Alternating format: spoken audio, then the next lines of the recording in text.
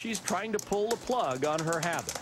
For today, George Lewis, NBC News, Seattle.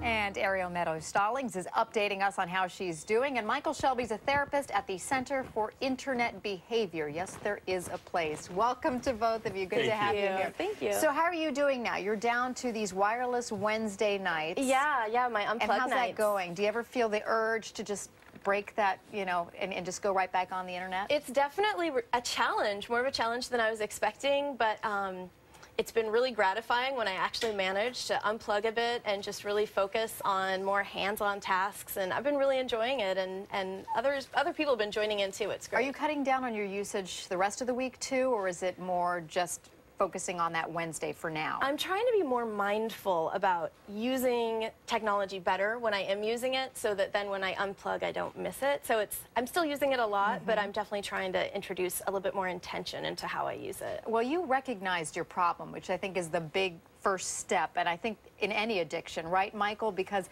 I think a lot of us know people who are so wired, or maybe we are wired ourselves, but we're in a little bit of that denial. So how do you know when it is a little too much of a problem?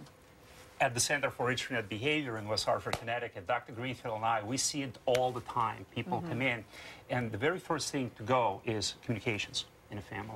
Communications breaks down, people come back from work, get right into their screen, open up their laptop, put their Crackberry right next to the laptop, and when a spouse or kids come over and they need help with housework or homework or any type of just family relationships, it's like, wait a minute. You don't understand. This is important. I'm doing it for you. You're not grateful. And it just breaks the communications even further down. And that, once it's gone, then that channel is shut down. It's a cycle that feeds on itself, unfortunately. So the first step really is recognizing, or maybe even having somebody throw it in your face that, hey, you've got a problem, right, Michael? Exactly.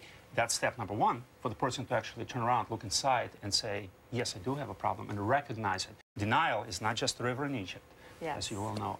And I'm sure you've experienced that as well, where people will come and tell you all the time, get out of the screen, get out, talk to me, and you were talk saying to us. that, I mean, this is such a huge problem. There's actually a group, Tech-Anon? Indeed. Just like there's an AA, there's Al-Anon. So in addiction, it's, even though it's not a medical problem, it is, I mean, it is a psychological problem. And we see it more and more and more.